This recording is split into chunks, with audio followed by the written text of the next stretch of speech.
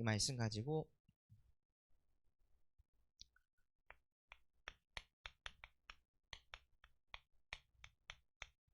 가정치유라는 제목을 갖고 하나님께 예배드리도록 하겠습니다. 군산의 폭설로 인해 많은 분들이 함께하지 못했는데 정말 시공간 초월의 역사로 그 가정이 치유되는 응답을 받는 오늘 예배가 되셨으면 좋겠습니다. 여러분은 하나님 하면 어떤 하나님으로 믿으시면서 신앙생활을 하고 계십니까? 여러분의 하나님은 어떤 하나님이십니까? 제가 믿고 누리는 하나님은 어떤 하나님이시냐면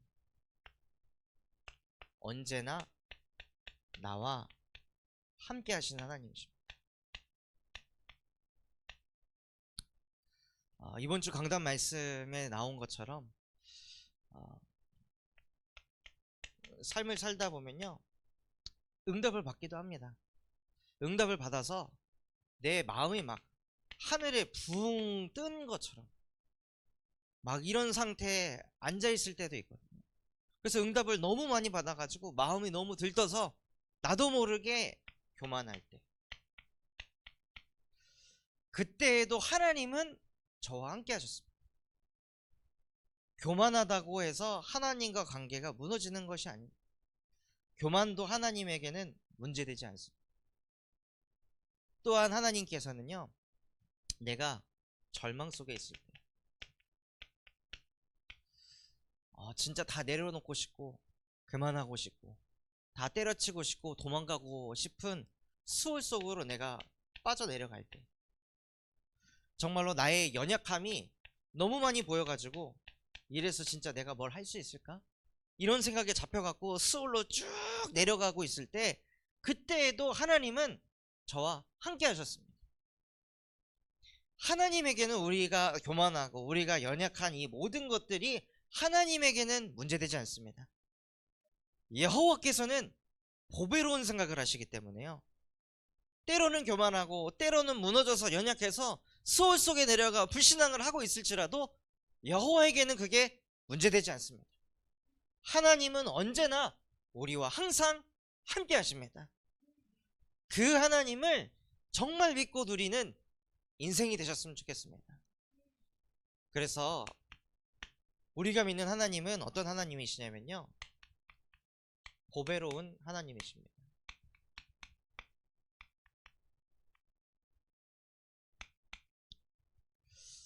사람이 교만하면은 아유 저거 아직 철 덜 들었네, 아직 사람이 덜 됐네 라고 생각하면서 우리는 그 사람과의 관계를 멀리 하잖아요. 뭔가 너무 규모가 없고 너무 습관이 그렇고 자기밖에 모르고 그런 연약한 사람 봐도 우리는 그 사람 멀리 하려고 하잖아요. 그런데 보배로우신 하나님은 그 사람을 안으려고 하십니다. 그 사람들과 함께 하려고 하십니다. 그걸 하기 위해서 하나님께서는 나를 먼저 아시는 하나님이 되셨습니다.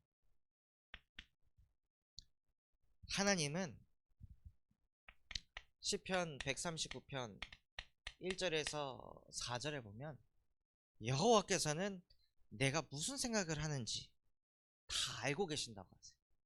내가 눕고 자고 일어서는 것도 다 알고 계신다. 그런 생활을 하면서 우리의 행위를 보시고 우리 혀에 나오는 말을 알지 못하는 게 하나도 없으시니, 우리가 하는 생각, 우리가 하는 말들, 복음의 말이 아닌 다 나 중심, 육신과 성공 중심의 생각과 말들과 행동들을 하면서 살아가고 있다는 것을 하나님께서는 다 알고 계십니다.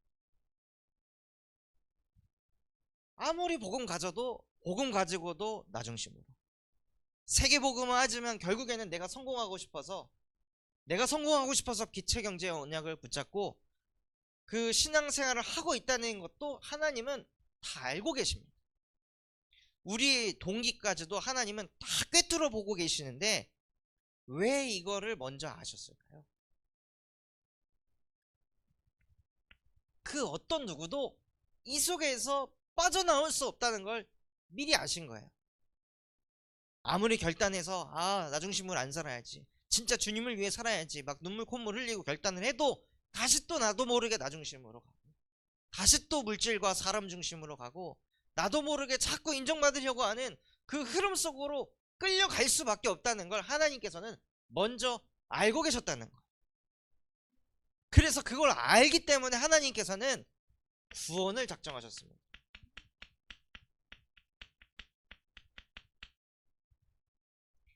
그 누구도 이 속에서 빠져나올 수 없다는 걸 아시고 구원을 작정하셔서 무엇을 하셨냐? 계속 이 흐름으로 끌려가는 우리를 질책하고 판단하고 정죄하는 것이 아니라 이 흐름으로 끌려갈 수밖에 없는 뱀의 머리를 창세기 3장 15절 여자의 후손이 와서 그 뱀의 머리를 상하게 할 것이다. 너희도 모르게 나 중심 되고 너희도 모르게 육신 중심으로 성공 중심으로 살게 만드는 그 뱀의 머리는 나 예수만 박살낼 수 있다. 그 누구도 그리스도가 될 수 없다. 그 누구도 십자가에서 모든 인류의 죄를 살 수 없다. 나만 그리스도다. 그래서 우리가 무엇을 바라봐야 되냐? 자꾸 내 생각이, 내 혀의 말들이 창세기 3, 6, 11장으로 끌려갈 때 나의 그 연약함을 보고 나를 정죄하고 판단하고 무너지는 게 아니라 구원을 작정하셔서 그 구원을 완성하신 십자가를 보시기 바랍니다. 이미 십자가에서 다 끝내셨습니다. 다 이루셨습니다. 나는 이것을 믿는 하나님의 자녀입니다. 이 복음을 주신 보배로우신 하나님의 그 생각이 나의 생각이 되게 하옵소서 하고, 정말로 이 십자가의 복음을 가지고요, 우리도 모르게 우리의 생각 속에, 우리의 언행 속에, 우리의 입술 속에 계속 맴도는 이 창세기 3, 6, 11장을 예수 그리스도의 복음으로 끝내시기 바랍니다.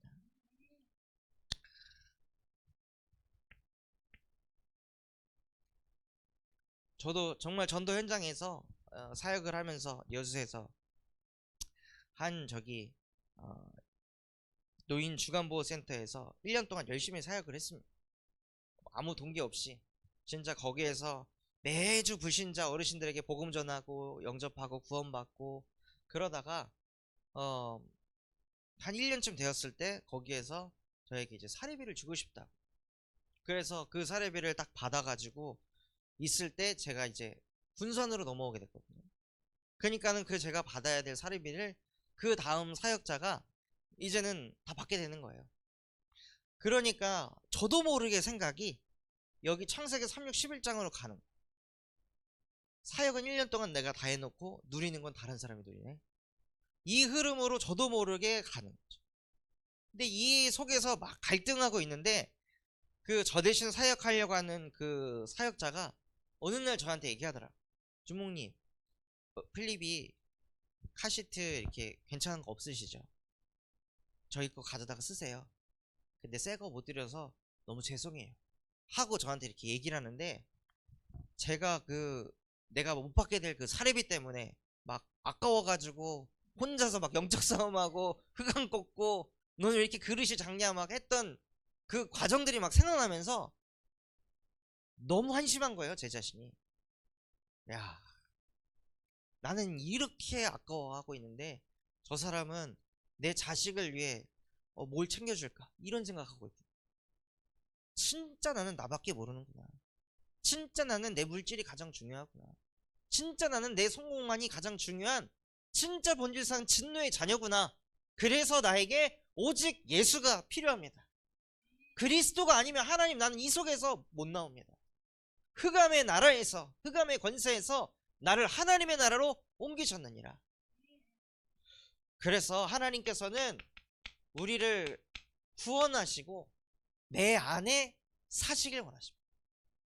내 안에 누가 사십니까? 창조주가 어디 멀리 계신 게 아니라요, 창조주가 내 안에 계십니다. 보배로운 하나님이 내 안에 계십니다. 전능자이신 하나님이 내 안에 계십니다. 구원자이신 예수 그리스도가 내 안에 계십니다. 보혜사 성령이 내 안에 계십니다. 그런데 뭐가 문제일까요? 그분이 나와 함께하고 계시는데 왜 우리가 수고하고 무거운 짐을 지고 인생을 살아가야 될까요? 그래서 하나님께서는 그 수고하고 무거운 짐을 내려놓아라. 너희는 내 멍에를 메고 내게 배워라. 내 짐은 쉽고 가벼움이라. 내 안에 사시면서 우리의 짐을 그리스도께서 대신 지시길 원하십니다. 그래서 우리가 짊어지고 있는 모든 짐 주께 맡기시기 바랍니다. 그래서 신약에도 너희 모든 염려를 주께 맡겨라. 그가 너희를 돌보심이라. 그리고 보배로우신 하나님은요, 나를 먼저 아시고 또 보배로우신 하나님은 모든 것을 인도하십니다.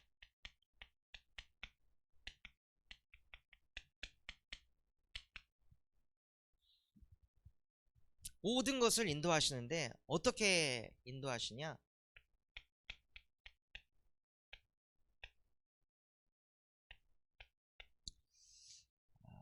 너희는 예루살렘을 떠나지 말고 아버지께서 약속하신 것이 올 때까지 기다리라. 저와 여러분은 내가 열심과 노력을 가지고 응답을 만들어가는 사람이 아니라요, 하나님이 주신 것 가지고 살아가는 사람들입니다. 하나님이 주신 응답, 하나님이 주신 나의 것이 가지고 있을 때 나의 현장에 뻗어가게 되는 겁니다.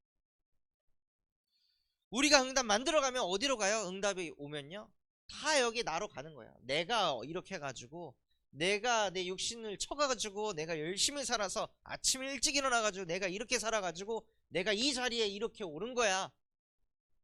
그리스도를 말하지 않고 다 내 노력, 내 열심, 내 규모, 이것만 이야기하게 됩니다. 하나님의 영광은 다 가리고 나의 영광을, 나의 영광인 것 같지만 사실은 흑암의 영광을 나타내는 것입니다. 그래서 하나님께서는 우리에게 모든 것을 인도하시기 때문에 기다리라고 하십니다. 그래서 현장에 막혀 있다면, 경제가 막혀 있다면, 내 지금 뭔가 인생 자체가 막혀 있다면요, 이걸 어떻게 풀지? 이걸 어떻게 뚫지? 이것을 염려할 것이 아니라 기다리면서 하나님의 말씀을 받으시기 바랍니다. 그러면서 뭘 하라 하시냐? 누리라고 하십니다. 너는 복의 근원이 될 것이다. 그러니까 누려라. 지금 이 문제, 지금 이 갈등, 이 외로움, 그 속에서 내가 너와 함께하는 것을 누려라. 그러니까 하나님께서는 우리에게 무엇을 하라 하시냐? 도전하라 하십니다. 절대 불가능한 것 같은 그곳에 하나님이 나와 함께한다는 그 믿음 하나로 도전해서 정말 하나님이 주시는 응답을 받는, 그래서 그 증거 가지고 시대 살리는 제자 되시기 바랍니다. 그렇게 하나님께서 저와 여러분을 보배롭게 인도해 가시면서 이것을 누리며 살 때 주의 생각이 어찌 그리 보배로우신지요.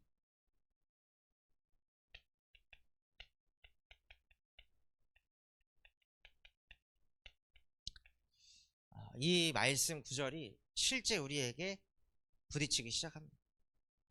하나님께서는요, 무소부재하십니다. 없는 곳이 없습니다. 시편의 이 다윗은 뭐라고 했냐? 내가 새벽 날개를 쳐서 저 바다 끝까지 갈지라도 주께서는 나를 인도하시고 주의 오른손이 나를 건지셨나이다. 내가 어떤 수월에 있고 어떤 하늘 가운데 있어도, 내가 아무리 교만하고 연약할지라도 그것과 상관없이 여호와께서는 무소부재하시면서 나와 항상 함께하고 계신다. 또한 하나님은 무소부재하십니다. 모르는 게 없으신 하나님. 누구든지 지혜가 부족하거든 꾸짖지 아니하시고 후해 주신 하나님께 구하라. 그리하면 너희 안에 충만하리라. 그래서 하나님께서는 모르는 게 없으시기 때문에 내가 지혜가 부족하다, 지혜가 끝이 없고 한계가 없으신 여호와 하나님께 지혜를 구하시기 바랍니다. 그 지혜를 어디서 구하냐? 예배를 통해 얻으시는 거예요. 말씀을 통해 하나님이 주시는 그 지혜를 얻으시는, 하나님이 주신 지혜를 가지고 인도받을 때요, 무엇을 체험하실 수 있냐? 무소불능하신 하나님을 체험할 수 있습니다.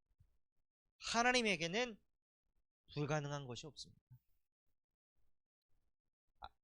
아까 한 세신자를 사역을 하는데 그분이 그러더라고요. 자기가 첫째를 가질 때 이 자궁벽이 너무 두꺼워가지고 임신을 하기 엄청 어려운 상황이었다.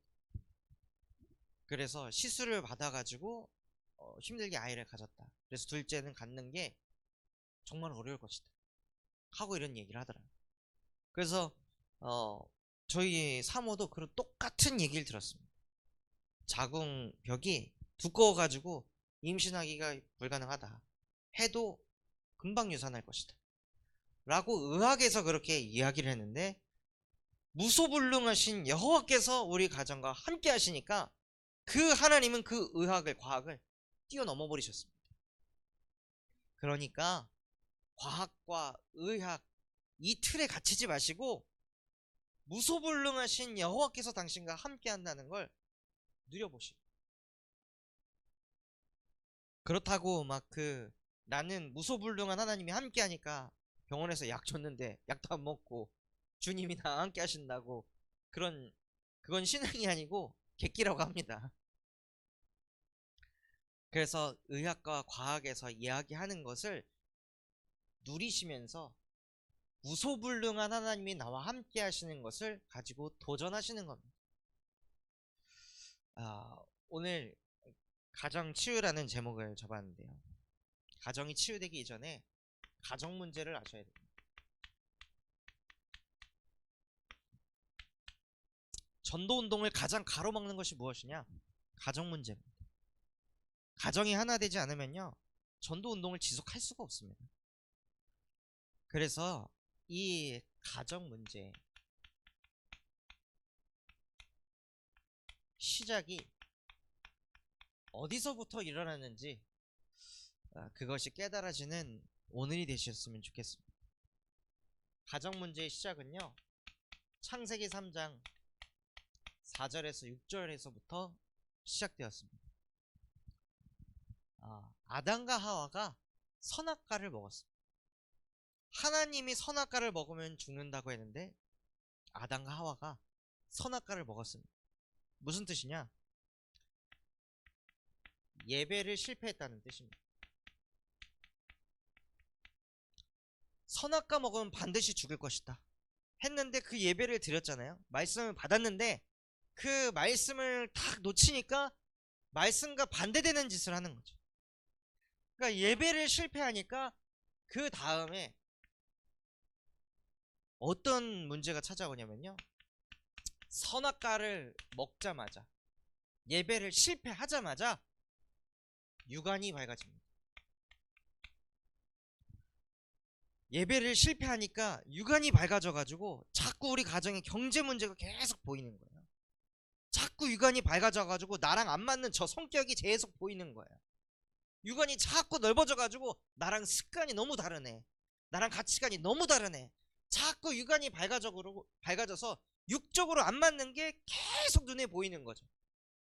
그러니까 계속 갈등이 올 수밖에 없는 거예요.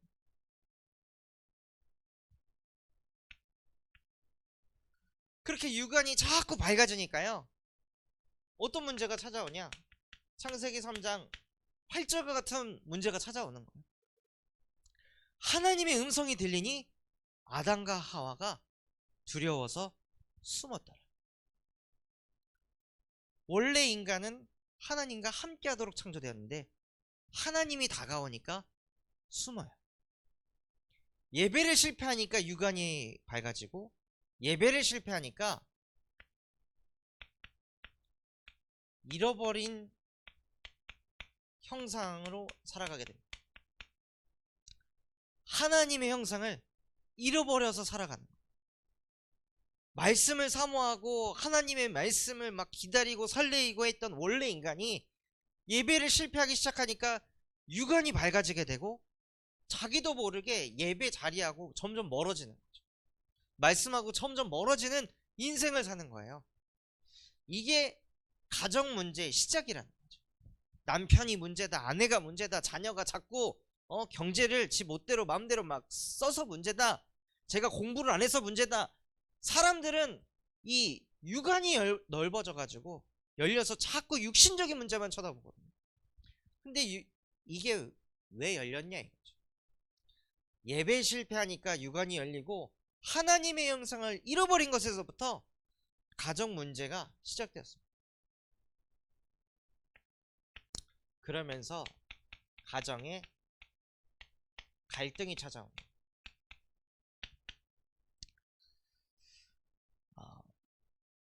어떤 갈등이 찾아오냐? 창세기 3장 10절에 아담이요, 자기가 벗어가지고 두려워서 숨었다고 했습니다.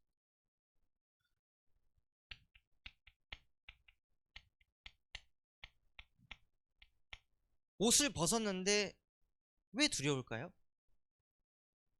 옷을 벗었는데 왜 두려움이 생길까요? 말이 안 되는 거예요. 그러니까 하나님의 형상을 잃어버려 가지고요, 자기 마음이 지금 왜 두렵고 왜 불안한지 이해가 안 되는 상태가 되는 거예요. 하나님의 형상을 딱 잃어버리니까 내 마음이 지금, 내 영혼이 왜 자꾸 지금 불안하지? 왜 자꾸 염려 걱정이 자꾸 몰려오지? 이해가 안 돼. 문제가 없는데 문제가 있는 것 같은 거야. 문제가 없는데 마음에 평안은 없고 항상 염려만 있고 걱정과 두려움이 계속 몰려오는 거예요. 왜냐? 하나님이 나와 함께하는 그 하나님의 형상을 잃어버렸어.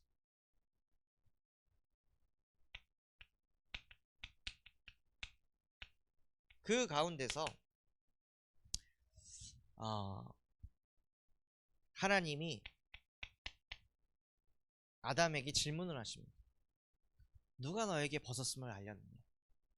누가 너에게 선악과를 먹으라고 했느냐? 라고 하나님이 아담에게 질문하니까요, 아담이 왜 벗었는지, 왜 벗은 것을 알게 됐는지 이해가 안 되는 거예요. 누가 자기한테 알려주지 않았거든요. 야, 너 왜 벗고 돌아다녀? 이런 얘기를 안 했는데 하나님이 질문했는데 성경에 보면요, 아담이 그 질문에 대답을 못합니다. 무슨 뜻이냐? 나를 이해를 못하는 거예요. 내가 왜 이러는지 나조차도 내가 이해가 안 되는 거예요. 왜냐? 영적 문제니까. 근본이 망가져가지고 내가 지금 왜 이러지? 나 자꾸 왜 이런 생각을 하지? 자꾸 내가 왜 이런 선택을 하고 내가 자꾸 왜 이런 인생길을 살아가지? 이렇게 가면 안 되는 건데 아는데도 안 돼. 내가 나를 봐도 이해가 안 되는 상태가 오는 거예요. 왜요? 원래 인간의 형상을 잃어버렸어. 하나님의 함께가 안 되니까 내가 나를 봐도 내가 이해가 안 돼. 그러니까 미치는 거죠. 그런 상태에서 하나님이 너 왜 선악과 먹었어 하니까 내가 나를 이해 못할 정도로 내가 막 혼란스러운데 누가 나의 죄를 딱 집으니까 못 견디는, 그거를 못 참는 거야. 그러니 어떤 상태가 되냐? 창세기 3장 12절처럼 하나님이 나에게 주신 그 여자가 나에게 먹으라고 했습니다. 하고 남 탓을 합니다. 이게 모든 가정에 다 똑같이 있어요. 아빠 때문에. 아빠가 나한테 이런 말을 했어. 엄마가 나한테 이래가지고. 자식이 이래가지고. 그러면서 항상 남 탓을 하는 거죠. 내 마음속에 왜 두려움이 있고 왜 불안이 있는지 자기도 이해가 안 되고, 내가 나를 봐도 내가 이해가 안 되니까 내가 이 모양 이 꼴이 된 건 부모 때문이다 하고 남 탓을 해버리는 거죠. 남 탓을 해야 복음을 못 깨닫거든요. 부모가 문제라고 해야 예수가 그리스도 될 수 없거든요. 자녀가 문제라고 자꾸 생각해야 예수가 그리스도 될 수 없는 거예요. 우리 가문의 배경이 문제라고 계속 생각을 해야 예수 그리스도의 복음을 절대 깨달을 수 없는 거예요. 이게 모든 가정에 다 파고들어요.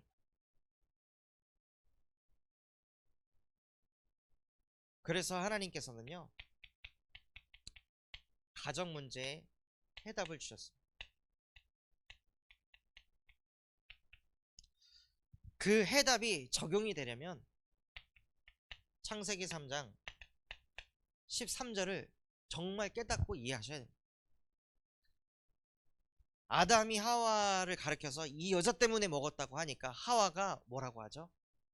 죄송합니다 라고 한 게 아니라 뱀이 먹으라고 했습니다. 가정 문제의 진짜 원인은요, 눈에 보이지 않는 사단의 역사라는 거예요. 이 사단이 가정의 역사해 가지고 뭘 하게 하냐? 먼저 싸우게 만든 게 아니에요. 예배를 먼저 실패하게 하는 거예요. 예배를 실패하고 이게 천천히 스며드니까 어디서부터 문제인지 못 깨닫는 거죠. 예배 실패해가지고 도착한 게 어디예요? 가정에 남 탓하는 걸로 도착했어요. 그러니까 드러나는 건 다 남 탓이. 부모 때문에, 자녀 때문에, 누구 때문에. 그러니까 남 탓을 계속 하도록 사단이요, 유관을 계속 열어주는 거죠. 부모가 말 한마디 잘못한 거, 부모가 배려 못해준 거, 이해 못해준 거, 그 눈만 계속 열려가지고 그거를 차곡차곡 모아가지고 그걸 계속 내 안에 담는 거예요. 보배로 하나님의 생각을 하는 게 아니라, 인간은 감정이 있기 때문에 감정이 상했을 때는 안 좋은 말을 할 수 있거든요. 근데 그것만 딱 잡아가지고 내 안에다가 그냥 갖다가 박는 거죠.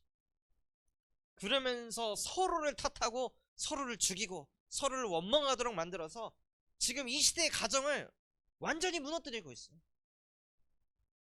그러니 결혼을 하면은 이제는 50%가 깨진대요.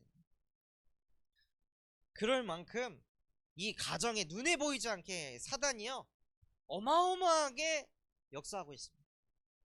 그래서 하나님께서는 우리에게 창세기 3장 15절이라는 해답을 주셨습니다. 그 누구도 가정 가문의 역사는 뱀의 머리를 박살낼 수 없다. 오직 여자의 후손만이.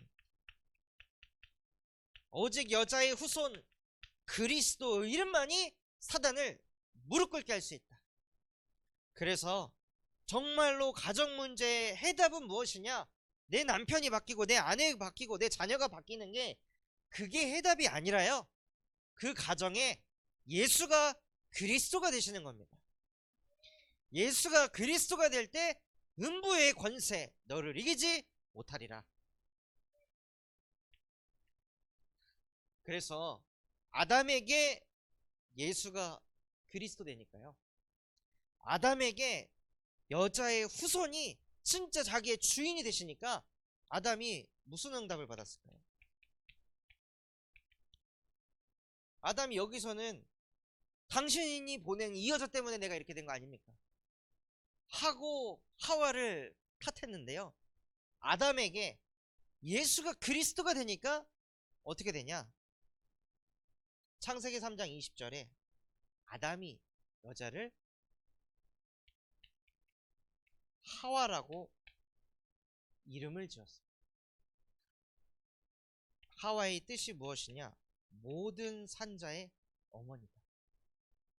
그 전에는요, 너 때문에 이렇게 된 거잖아 하고 남 탓을 하던 아담이 여자의 후손이 와서 뱀의 머리를 박살내버리니까 너 때문이 아니라 당신은 모든 산자의 어머니가 될 것이다 하고 갑자기 축복을 해줘. 그러니까 진짜 가정이 치유되려면요, 여자의 후손이 뱀의 머리를 박살내야 돼요. 그래서 진짜 가정에 남 탓이 아닌 오히려 그 부모를, 내가 그렇게 원망했던 부모를 축복하고 내가 그렇게 원망했던 자녀를 축복하고 친인척들을 축복을 쏟아붓는 그 결과의 응답을 받으시기 바랍니다. 이렇게 가정의 문제를 정확히 알면요, 무슨 응답을 받을 수 있냐? 가정 치유의 응답을 받을 수 있습니다.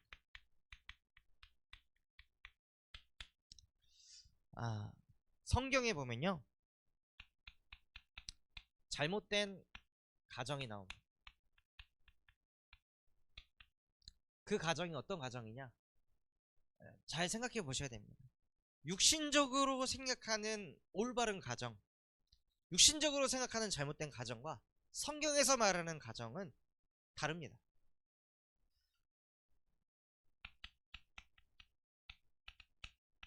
아담이 선악과를 왜 먹었을까요? 하와가 먹자고 해서 먹은 거예요. 잘못된 가정이 누구냐? 아담과 하와의 가정. 아담이 하와를 보고 당신은 내 뼈 중에 뼈요, 살 중에 살이요. 너무 사랑한 거예요. 아담이 하와. 너무 자기 아내를 사랑하니까 하나님의 말씀에 불순종해서라도 내 아내가 하자는 대로 그냥 다 따라버리는 거예요. 부부관계가 좋으면은 금술이 좋으면 아이고 부럽다 하는데요, 그 금술이 하나님이 보기에는 안 좋을 수도 있습니다. 그 금술이 너무 좋아서 말씀하고 반대되는 길로 가도 원네스가 돼버립니다.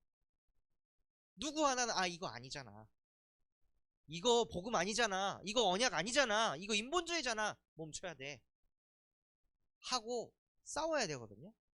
갈등이 일어나 줘야 돼요. 오늘 읽었던 본문 말씀에도 보면 나보다 네 아버지를, 네 어미를 사랑하면 집안 식구가 원수가 될 것이다. 하나님께서는요, 금술이 좋은 가정을 좋은 가정이라 생각하지 않습니다. 또 어떤 가정이 나오냐?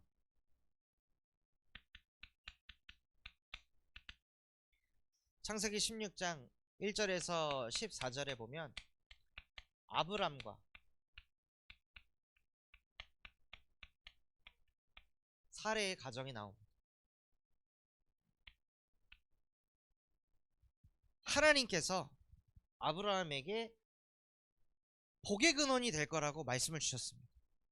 분명히 너의 씨로 말미암아 열방이 복을 받게 될 것이라고 말씀하시고 기다리라고 하셨는데 사라이가 못 기다리는 거예요. 더 이상은 안 될 것 같은. 그래서 말씀하고 안 맞는 짓을 하는데 아브라함이 거기에 오케이, 그래 하갈이라도 맞이해가지고 우리 자녀를 가져보자 해가지고 자녀를 갖습니다. 그리고 나서 하갈이 사레를 막 무시하니까 사레가 어떻게 하죠? 아브라함을 막 욕합니다. 당신 때문에 지금 하갈이 이렇게 한 거 아니냐.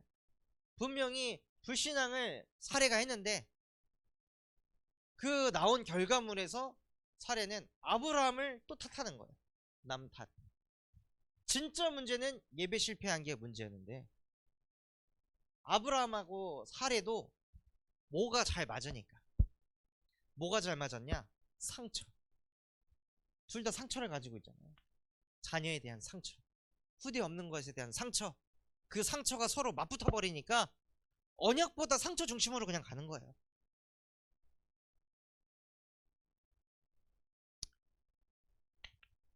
그리고 어떤 가정이 나오냐? 사도행전 5장 1절에서 11절에 보면요, 아나니아와 삽비라가 나옵니다. 하나님께 드려야 할 헌금을 아나니아가 베드로에게 속입니다. 이렇게 지금 너가 물건 다 처분한 그 비용이 이 비용이 맞느냐 하니까 아나니아가 맞습니다 하고 베드로를 속이는데요, 베드로가 영의 사람이라 그거에 속지 않고 정확하게 그것을 딱 집어내고 아나니아가 그 자리에서 즉사해버립니다. 그런데 그 영이 삽비라하고 통해버리니까 자기 남편이 거짓말해서 죽었는데 삽비라도 와가지고 똑같이 자기 남편하고 거짓말을 하는 거예요. 그래서 그 자리에서 삽비라도 같이 죽습니다. 육신적으로 봤을 때는 요 사람들이요 서로 잘 통해요. 잘 통하는 게 좋은 게 아니라, 아나니아가 헌금에 대해 속일 때 삽비라가 당신 뭐 하는 거야 지금 하나님 앞에서 헌금 가지고 장난해? 하고 이 흐름을 끊어줘야 되는데 같이 그냥 동조하는 거. 그래 우리 지금 인생도 중요하니까 이게 잘못된 가정이다. 그런데 이 모든 게 어디에서 왔냐? 딱 하나. 예배를 실패했기 때문에. 그래서 하나님께서는 가정치유의 시작을 하시는데요. 가정을 치유하실 때 어떻게 시작하시냐? 부모와 자녀의 갈등을 일으킵니다. 부모와 자녀와의 갈등이 생기지 않으면요, 자녀는 부모가 그리스도가 됩니다. 오직 부모가 그리스도. 부모가 모든 문제 해결자. 내가 힘들 때는 우리 부모님이 알아서 다 해줘. 힘들고 외롭고 지칠 때는 부모를 찾아가야 돼. 이게 각인뿌리 체질 돼버리는 거예요. 그러니까 부모와 자녀 간의 관계가 좋으면 좋을수록 복음이 잘 안 들어가요. 모든 위로를 부모에게서 다 받으니까. 부모도 자녀가 너무 효도를 잘하고 너무 잘 챙겨주고 하면요, 갈급한 게 없어요. 갈등이 없으니까. 그래서 하나님께서는 그 가정을 어떻게 치유하시냐? 부모와 자녀와의 갈등을 일으키시는 거예요. 그래서 부모도 오직 예수, 자녀도 오직 예수 되도록 하나님께서 만드시는 거죠. 그러면은 뭐 부모와 자녀와 평생 철천지 원수가 되냐? 그게 아니라는 거예요. 이게 과정인 거지 이게 모든 게 아니라는 거예요. 또 뭐라고 돼 있냐? 며느리와 시어머니의 갈등이 있다고.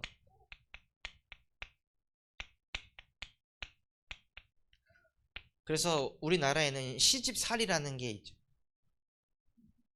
며느리가 시어머니를 바라보지 못하게 하려고, 기대지 못하게 하려고, 외딴 가문에 딱 며느리가 들어왔을 때 아무도 자기 편이 없구나 라는 걸 느끼면서 하나님께서는 이 며느리도 오직 그리스도 하기를 원하시거든요. 그런데 자꾸 시어머니가 이랬네 저랬네 여기에 유감만 열려가지고 여기에 계속 끌려다니면요, 평생 남 탓하면서 평생 시어머니가 나에게 준 상처 이것만 생각하면서 인생을 살아가야 되는 거예요. 하나님이 그러라고 갈등을 주신 게 아닌데, 진짜 문제가 보이지 않으면은, 예수가 그리스도 되지 않으면 평생을 그냥 갈등하다가 인생을 끝내야 되는 거예요. 그래서 하나님께서는 가정을 치유하시려고 집안 식구가 원수가 되게 하십니다. 그래서 가장 가까워야 하고 가장 원네스 돼야 될 그 집안이 하나가 못 되도록 하나님께서는 흩어버리시는 거죠. 왜냐? 그 가정에 예수만이 그리스도가 되게 하시려고. 그래야 하나님께서도 뭐라고 하셨냐? 주 예수를 믿어라. 그리하면 너와 내 집이 구원을 얻으리라. 그래서 만약 우리 가정에는 왜 이렇게 갈등이 많지? 하나님이 우리 가정을 치유하기 시작했구나. 하나님이 우리 가정을 완전 가정 치유하는 증인이 되게 하시려고 지금 역사하고 계시는구나. 이것을 보시기 바랍니다. 그래서 육안이 열리는 게 아니라 영안이 열리는 은혜가 있길 바랍니다. 그래서 하나님께서는 저와 여러분을 가정치유의 증인으로 부르셨습니다. 그래서 마태복음 10장 37절에 보면요, 부모를 사랑하기보다 자녀를 사랑하기보다 하나님 사랑이 먼저 되라고 하십니다. 이게 가정 치유의 증인입니다. 나도 모르게 부모님보다 하나님이 더 많이 생각나고, 나도 모르게 사랑하는 내 자식보다 하나님이 더 많이 생각나는 그 사람을 통해 하나님께서는 가정 치유의 증인이 되게 하실 줄 믿습니다.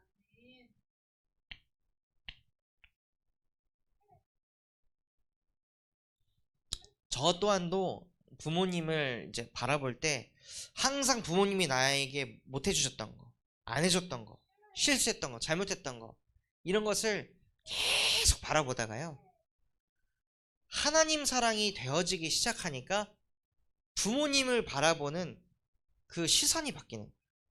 아, 우리 부모님도, 엄마 아빠도 피해자구나. 우리 엄마 아빠도 이 사단에게 폭행을 당한 피해자구나. 자기 의지와 상관없이 사단이 그냥 치고 들어와가지고 영혼을 쥐고 흔들어갖고 자기도 모르게 흑암에게 끌려다니면서 계속 가정에서 자기도 모르게 상처 주고 자기도 모르게 갈등 일으키고, 그런 피해자구나, 이게 보이더라고요. 그래서 자기도 피해자인데 자식조차도 그것을 헤아려주지 못하고 자꾸 부모를 탓하고 원망할 때 얼마나 마음이 공허했을까, 얼마나 허무하셨을까, 이런 생각들이 오더라고요. 하나님 사랑이 되어진다. 그 보배로우신 하나님이 나와 함께 하시니까 내 생각이 보배로워지는 거예요. 맨날 내 상처밖에 모르던 완전 나 중심 덩어리였던 저희 근본이 그리스도의 복음으로 치유가 되니까 생각이 보배로워지는 거죠. 그래서 가정치유의 증인은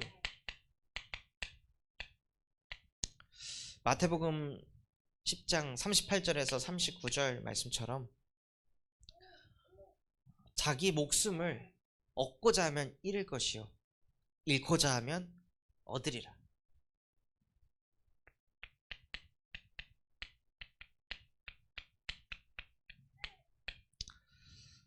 가정에서 자꾸 내 거 챙기려고 하는 사람은요, 절대 가정을 치유할 수 없습니다. 가정 내에서 자꾸 부모에게 인정받으려고 생각하는 게 있고, 가정에서 자꾸 부모에게 사랑받으려고 하는 그 생각을 가지고 있다면 그 수준으로는 절대 가정을 치유할 수 없습니다. 내 목숨을 잃으면 가정을 치유할 수 있습니다. 하나님, 내 안에 부모님에 대한 인정, 사랑에 대한 욕구, 욕망, 십자가에서 완전히 끝나게 하여 주옵소서. 부모의 사랑 이전에 십자가 사랑이 내 가슴 속에, 심령 속에 부딪혀서 인간 사랑을 받지 않아도 될 만큼 내 영혼이 견고해지게 하여 주옵소서.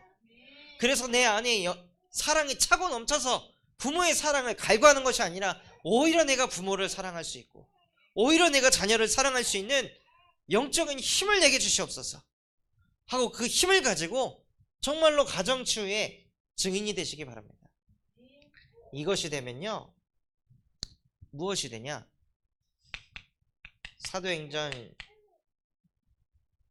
18장 26절의 응답을 받을 수 있습니다.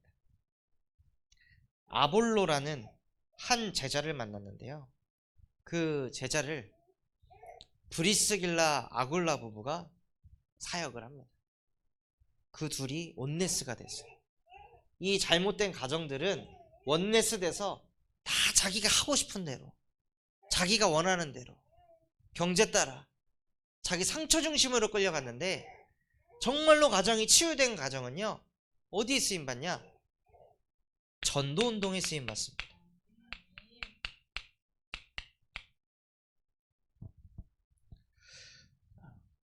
저희 가정도 신혼 때 진짜 툭하면 싸우고 이래서 싸우고 저래서 싸우고, 얼마나 하나님께서 갈등을 일으키시기로 작정하셨으면 옆집 할아버지가 귀먹은 할아버지, 그 새벽에 문을 아무리 닫고 소리를 질러도 그 옆집 할아버지는 귀가 먹어가지고 마음껏 갈등 일으키라고 하나님이 아주 하필 그런 집을 신혼집으로 구하게 하셔서 박터지게 싸우고 박터지게 갈등 일어나고 박터지게 하나님 앞에 엎드리고 무릎 꿇고 기도하고 했던 그 모든 순간들이요, 저희 가정을 치유하는 시작이었어요. 그렇게 계속 그렇게 박터지고 싸우고 갈등이 일어나고 하면서 치유가 되니까 그 치유된 증거를 가지고 하나님께서는 전도운동하는 가정으로 인도해 가시더라고요. 그래서 그것이 쌓이고 쌓여서 저희 가정을 이곳 군산까지도 인도하신 줄 믿습니다.